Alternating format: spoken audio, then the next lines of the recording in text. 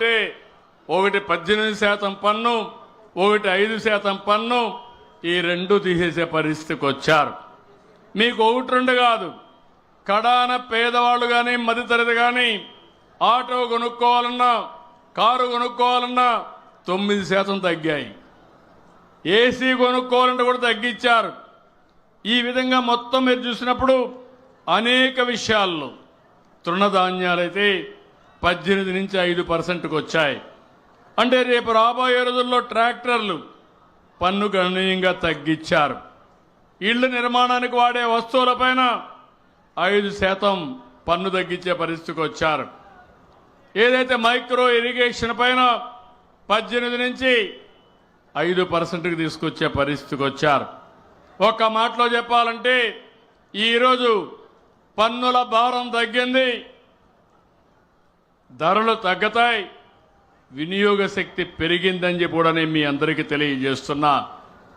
పేదవాళ్ళందరికీ ఒకటే విజ్ఞప్తి, నేను కూడా ఒక్క నెల ప్రజల్లో చైతన్యం కోసం ఈ ట్యాక్స్ వివరాలన్నీ మీకు చెప్తాం. మీరు కూడా ఇది ఉపయోగించుకోవాలి. ఇక్కడే మళ్ళీ ఒకసారి మీ అందరినీ కోరుతున్నాను, ఏదో ట్యాక్స్లు తగ్గాయి కాబట్టి పర్వాలేదని కాకుండా ఈ ట్యాక్స్ మీరు బెనిఫిట్ ఉపయోగించుకోవాలి. అదే సమయంలో శాశ్వతంగా పేదరికంలో ఉండాలన్న ఆలోచన మానాలి. నేను గర్వపడుతున్నా, నా కుడి పక్కన కూర్చున్న మేరీ, ఆవిడ కష్టార్జితం భర్త కూడా లేడు. ఆవిడ నేను అడిగాను, నీ పిల్లలు ఏం చేస్తారో తల్లి అని అడిగా. ఆవిడ ఒకటి చెప్పింది, నా బిడ్డ మగ బిడ్డ BE చేశాడు, ఆడబిడ్డను MBA చేయించారంటే నాకంటే గర్వపడేవాడు ఆనందపడేవాళ్ళు వేరే వాళ్ళు ఉండరని చెప్పి మళ్ళీ విజ్ఞప్తి చేస్తున్నా. ఆ తల్లి నిస్సహాయరాలు కాదు, స్వయం కృషి, పట్టుదల, విజన్, డబ్బులుండే పిల్లవాళ్ళే చదివేది కాదు, నా పిల్లవాళ్ళు కూడా చదివిస్తానని చదివించి బ్రహ్మాండంగా జీవితాల్ని తీర్చిదిద్దంటే ఈ మేరీ మనందరికీ ఆదర్శం అని చెప్పి కూడా నేను మీకు తెలియజేస్తాను. గట్టిగా చప్పట్లు కొట్టి అభినందించండి. ఇంకో పక్క రమణ గారు ఉన్నారు, రమణ గారు ఉన్నారు. ఆవిడ కూతురు ఇక్కడే ఉంది, డిగ్రీ చేపిస్తా ఉంది. నేను గర్వపడుతున్నా, ఇది స్ఫూర్తి.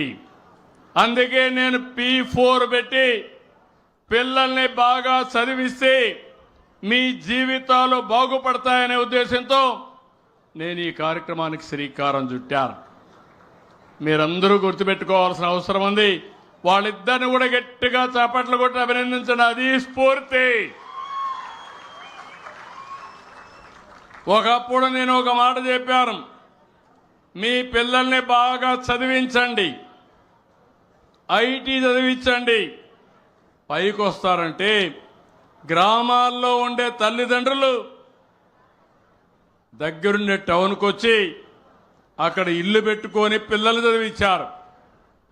దాంతో ఈరోజు మీరు చూస్తే ఆ రోజు చదివించిన పిల్లలు ఐటీలో బ్రహ్మాండంగా రాణించి హైదరాబాదుకు, బెంగళూరు లాంటి సిటీలకు వెళ్ళి అక్కడి నుంచి విదేశాలకు వెళ్ళారు. ఈరోజు ప్రపంచంలో ఏ దేశానికైనా వెళ్ళండి, ఒక పాష్ లొకాలిటీకి వెళ్ళండి, అక్కడ పెద్ద పెద్ద ఇళ్ళు చూసి గట్టిగానే మీరు తెలుగులో మాట్లాడితే 100 మంది తెలుగు వాళ్ళు బయట వస్తారు అక్కడ. అది ఆ రోజు నేను చూపించిన స్ఫూర్తి అని మరొక్కసారి మిమ్మల్ని అందరినీ కోరుతున్నా. కొంతమంది మాటలు చెప్తా ఉంటారు, చెత్త కబుర్లు చెప్తా ఉంటారు, ఏమీ చేసిన చరిత్ర ఉండదు. చరిత్ర రాయాలన్నా, చరిత్ర తిరగా రాయాలన్నా ఏ తమ్ముళ్ళు మీరు కూడా ఒకటి ఆలోచించాలి. మళ్ళీ అటు ఇటు అడ్డదారి చూడొద్దండి. నేను అందుకే ఒకే మాట చెప్పాను, మనకు వైకుంఠపాళి వద్దు. నేను పైకి ఎక్కిపోవడం, మళ్ళా వేరే వాళ్ళు కిందికి లాగడం, మళ్ళా మిమ్మల్ని అందరినీ పైకి తీసుకురావడానికి ప్రయత్నం చేయడానికి నా జీవితం సగం సరిపోయింది. ఇంకా అది రావడానికి వీలు లేదు. దానికి మీరు సిద్ధమా అని మిమ్మల్ని అడుగుతున్నా.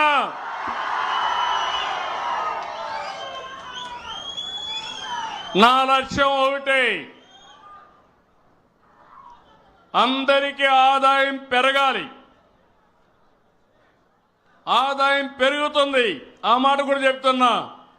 ఒకప్పుడు మీరు బస్తాలు మోసేవాళ్ళు, మడకలు దున్నేవాళ్ళు, దుక్కి చేసేవాళ్ళు, చాలా కష్టపడేవాళ్ళం.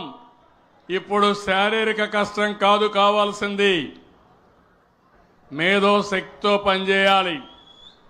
మీ అందరి దగ్గర సెల్ ఫోన్లు ఉన్నాయా లేవా? ఒకప్పుడు ఒక సర్టిఫికెట్ కావాలంటే ఆఫీస్ చుట్టూ ఊరు తిరిగేవాళ్ళు. పిల్లలు చదువుకోవాలంటే క్యాస్ట్ సర్టిఫికెట్ ఇవ్వాలి, ఇన్కమ్ సర్టిఫికెట్ ఇవ్వాలి, నేటివిటీ ఇవ్వాలి. దీనికోసం ఎంఆర్ఓ సరిపోతే తిప్పిందే తిప్పుడు. ఇప్పుడు ఎవ్వరి దయాదర్శనాల అవసరం లేదు. WhatsApp governance. ఏ పని కావాలన్నా ఫోన్ తీసుకొని మీరు కొడితే ఆ పని అయ్యి మళ్ళా మీకు